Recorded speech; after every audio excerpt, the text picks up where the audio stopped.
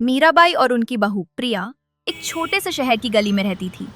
मीराबाई 60 वर्ष की, अपने जमाने के कायदे कानून और रसोई के पारंपरिक तरीकों पर बहुत जोर देती थी। वहीं 30 वर्ष की प्रिया एक कामकाजी महिला थी, जिसके लिए समय की बचत और ऑनलाइन व्यंजनों के नए नए प्रयोग महत्वपूर्ण थे। दोनों का प्रेम अटूट था, पर रसोई ही उनके बीच का युद्ध क्षेत्र था। एक दिन घर पर एक बड़ी दावत थी। प्रिया ने इंटरनेट से एक नई झटपट बनने वाली चीजी पनीर करी की रेसिपी निकाली। मीराबाई ने जब प्रिया को पनीर के टुकड़ों को चीज स्लाइस के साथ मैरिनेट करते देखा तो उनका माथा ठनका। अरे प्रिया, ये क्या कर रही है? पनीर में चीज कौन डालता है? ये कैसी विदेशी चीजें घुसा रही है हमारी रसोई में? माँ जी, ये आजकल बहुत ट्रेंडिंग है। ये सिर्फ 15 मिनट में बन जाती है और इसका स्वाद एकदम यूनिक होता है। आप एक बार चक्कर देखिए। क्या बात करती है? हमारी पारंपरिक मलाई पनीर की बात ही और है। उसे बनाने में भले ही 1 घंटा लगता हो, पर उसका स्वाद आत्मा को तृप्त करता है। ये क्या चीजी वीजी लगा रखा है? ये महंगी चीजें डालने से खाना स्वादिष्ट नहीं हो जाता बहू।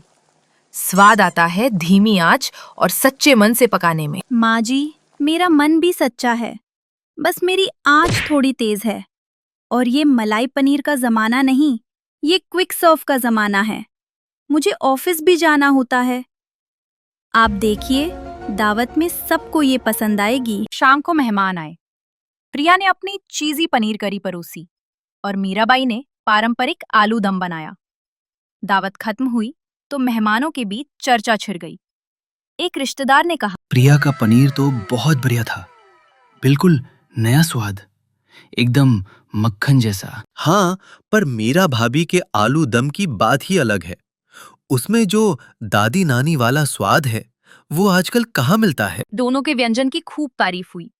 रात को जब सब शांत हुआ तो मीराबाई और प्रिया रसोई में बर्तन समेट रहे थे। देखा, मेरा आलू दम भी किसी से कम नहीं था। सबने उसकी भी तारीफ की। अब बताओ, किसे फर्स्ट प्राइज मिला? माँ जी, हमें कोई प्राइज नहीं चाहिए। आज मुझे एक बात समझ आई। आपकी मलाई पनीर और मेरी चीजी पनीर दोनों ही जबरदस्त थीं।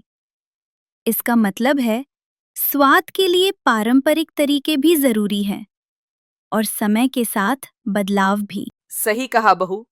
मैं भी अब मानती हूँ कि हर चीज में समय नहीं लगाया जा सकता। कल से तुम मुझे चीजी पनीर की रेसिपी सिखाओ और मैं तुम्हें अपने खास अचार के मसालों का रहस्य बताऊंगी। जरूर माँ जी, यही तो हमारी रसोई की सबसे बड़ी खूबसूरती है। 2 पीढ़ियों का स्वाद एक साथ। उस दिन के बाद उनकी रसोई महज एक जगह नहीं रही, बल्कि 2 पीढ़ियों के परंपरा और प्रयोग का संगम बन गई।